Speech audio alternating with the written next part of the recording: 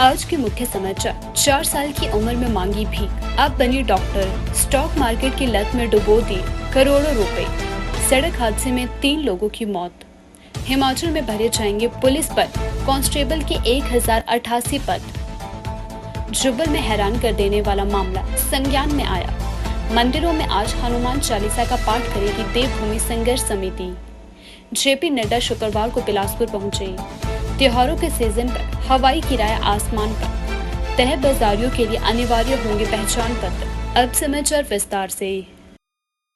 हिमाचल प्रदेश लोक सेवा आयोग द्वारा पुलिस कांस्टेबल के 1088 पदों को भरने की प्रक्रिया आरंभ कर दी गई है, जिसको लेकर गुरुवार को विज्ञापन सूचना भी जारी हुई है। ऐसे में लोक सेवा आयोग ने पुलिस कांस्टेबल के 1088 पदों पर भर्ती के लिए इच्छुक एवं पात्र अभ्यर्थियों से ऑनलाइन भर्ती आवेदन आमंत्रित किए हैं।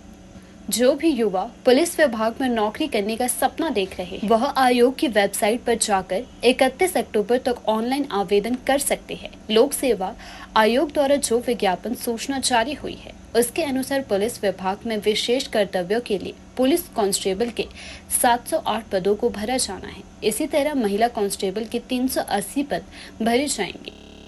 हिमाचल प्रदेश की धर्मशाला की रहने वाली पिंकी ने कमाल कर दिखाया है। हिमाचल प्रदेश के धर्मशाला की पिंकी ने मैक्लोडगंज में भगवान बुद्ध के मंदिर के पास 4.5 साल की उम्र में मासूम पिंकी ने कभी अपनी मां के साथ पेट की आग को शांत करने के लिए भीख मांगी थी। अपने सपनों को साकार करने के लिए पिंकी ने MBBS कर डॉक्टर की पद्धति को हासिल किया है। पिंकी ने बताया कि भगवान बुद्ध की करुणा और दया के अनुयायी तिब्बती शरणार्थी भिक्षु जामयांग ने भीख मांगने और कूड़ा बीनने वाले बच्चों के साथ पिंकी को भी अपना बच्चा समझकर नई जिंदगी दी थी। अब ठीक 20 साल बाद पिंकी मरीजों की सेवा करने के लिए तैयार है। दरअसल पिंकी MBBS की कठिन पढ़ाई पूरी कर डॉक्टर बन चुकी है। पिंकी अब एक डॉक्टर के तौर पर मरीजों का इलाज करेगी। गुरुवार को धर्मशाला में आयोजित पत्रकार वार्ता के दौरान पिंकी ने अपने संघर्ष व सफलता की कहानी को बताया। उनकी इस कामयाबी के चलते पूरे शहर में खुशी की लहर है। देवभूमि संघर्ष समिति शुक्रवार को शिमला शहर समेत प्रदेश के मंदिरों में हनुमान चालीसा का पाठ करेगी। वहीं नगर निगम में 5 अक्टूबर को संजौली मस्जिद पर होने वाली सुनवाई को लेकर जिला पुलिस और खुफिया एजेंसियां पूरी तरह से सतर्क हो चुकी है। देवभूमि संघर्ष समिति के सह संयोजक विनय शर्मा ने बताया कि प्रदेश के लोगों की नजर अब 5 अक्टूबर को नगर निगम शिमला के आयुक्त कोर्ट में होने वाली सुनवाई पर टिकी है। इसके बाद ही प्रदर्शन को लेकर आगामी रणनीति तैयार की जाएगी। समिति ने पहले ही जताया है कि अगर समाज हित में फैसला नहीं लिया तो वे प्रदेश भर में जेल भरो आंदोलन शुरू करेंगे। 5 अक्टूबर को नगर निगम आयुक्त के कोर्ट में सुनवाई को देखते हुए जिला पुलिस ने संजौली बाजार में सुरक्षा व्यवस्था को बढ़ा दिया है। गौर रहे कि संजौली में 11 सितंबर को हुए प्रदर्शन में प्रदर्शनकारी ढली में बैरिकेड तोड़कर बाजार तक पहुंच गए थे। इसको देखते हुए पुलिस अब सतर्क है। हिमाचल प्रदेश के कांगड़ा जिला के नगरोटा बगवा में एक सड़क हादसे में 3 लोगों की मौत हो चुकी है। शादी से घर लौट रहे पति पत्नी सहित एक अन्य युवक की नगरोटा बगवा के साथ लगते ठानपुरी में एक सड़क दुर्घटना में मौत हो गई है। हादसे के समय तीनों लोग एक बाइक पर सवार थे। इसी दौरान उनकी बाइक सामने से आ रही HRTC बस से टकरा गई। वहीं पुलिस ने मामला दर्ज कर लिया है। बताया जा रहा है कि यह हादसा एक बाइक के आगे चल रही स्कूटी को ओवरटेक करते हुए HRTC बस से टकराने पर हुआ है। बाइक पर एक महिला सहित 2 व्यक्ति सवार थे। हादसे के बाद इनमें से एक व्यक्ति ने मौके पर ही दम तोड़ दिया तथा अन्य 2 सवार व्यक्ति गंभीर रूप से घायल हुए। घायलों को उपचार के लिए टांडा अस्पताल भेजा गया है, लेकिन दोनों ने रास्ते में ही दम तोड़ दिया। हिमाचल प्रदेश के जुब्बल में नेपाली पति पत्नी ने 3 लोगों को बेहोश कर कीमती सामान सहित आभूषण पर हाथ साफ कर लिया है। इस बात को लेकर शिमला जिला के जुब्बल थाना में कुमारी मारिशा ने मामला दर्ज भी करवाया है। पीड़िता ने शिकायत में बताया कि कुछ दिनों पहले ही उनके यहाँ एक नेपाली मूल का दंपति जोड़ा घर पर काम करने के लिए आया था। इस दौरान कृष्णा सेब के बगीचे में उनके केयर टेकर अंकेश के साथ काम करने लगा, जबकि उनकी पत्नी ईशा उसकी मां उषा और दादी रेशमा के साथ घर पर काम में हाथ बटाती थी। पीड़िता ने बताया कि जब वह सुबह सोकर उठी तो देखा कि उसकी मां के साथ साथ दादी और केयर टेकर बेहोशी की हालत में पड़े हुए हैं, जबकि दोनों नेपाली मूल के दंपति वहां से गायब थे। इसके बाद तीनों को उपचार के लिए सिविल अस्पताल रोडू लाया गया। इसके बाद जब मारिशा ने घर पर छानबीन की तो पता चला कि 2 सोने के कंगन सहित कीमती सामान भी गायब है। मारिशा ने संदेह जताया है कि दोनों द्वारा परिवार को खाने में कुछ नशीला पदार्थ दिया गया है। उधर एसएचओ जुब्बल चेतन ने खबर की पुष्टि करते हुए बताया कि शिकायत के आधार पर विभिन्न धाराओं के तहत मामला दर्ज कर लिया गया है। साथ ही पुलिस मामले को लेकर गहनता से जांच कर रही है।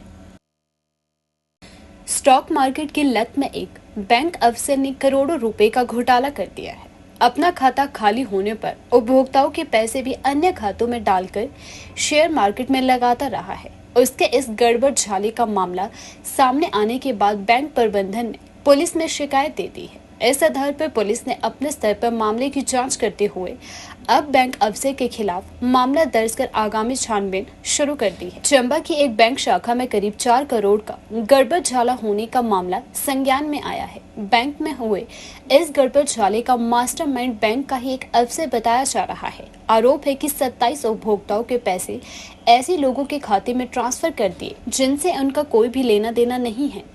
शिकायत के आधार पर बैंक प्रबंधन ने मामले की जांच आरंभ करते हुए संबंधित अफसर को छुट्टी पर भेज दिया है। वहीं जांच अधिकारी मामले को लेकर कुछ भी बोलने को तैयार नहीं है। पुलिस के द्वारा मामला दर्ज कर लिया गया है, साथ ही आगामी जांच अमल में लाई जा रही है। भाजपा के राष्ट्रीय अध्यक्ष एवं केंद्रीय स्वास्थ्य मंत्री जेपी नड्डा शुक्रवार को बिलासपुर पहुंचे। यहां पर प्रदेश भाजपा की ओर से उनका भव्य स्वागत किया गया। इस मौके पर पूर्व मुख्यमंत्री नेता प्रतिपक्ष जयराम ठाकुर, सांसद अनुराग सिंह ठाकुर, प्रदेश भाजपा अध्यक्ष डॉक्टर राजीव बिंदल, रणधीर शर्मा, जीतराम कटवाल व अन्य मौजूद रहे। केंद्रीय मंत्री बनने के बाद पहली बार जेपी नड्डा अपने गृह जिला पहुंचे हैं।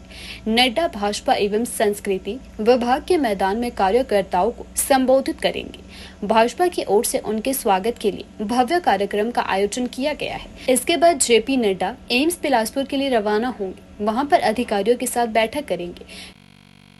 त्योहारों के सीजन पर हवाई किराया बढ़ चुका है। दिल्ली से गग्गल का टिकट 13 से 22 हजार रुपए तक पहुंच चुका है, जबकि दिल्ली से धर्मशाला का टिकट 7 से 11 हजार रुपए तक पहुंच गया है।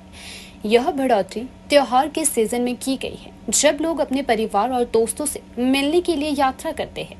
विमानन कंपनियों के लिए त्योहारी सीजन कुछ राहत लेकर आया है, क्योंकि बरसात के मौसम में मंदी के कारण उन्हें कम यात्रियों के साथ उड़ान भरनी पड़ रही थी। अब त्योहारी सीजन में हवाई किराया बढ़ चुका है, जिससे विमानन कंपनियों को काफी ज्यादा फायदा होगा। बुकिंग साइटों पर नजर दौड़ाए तो यह हवाई किराया वीकेंड के दौरान आम दिनों की अपेक्षा अधिक दर्ज किया जा रहा है।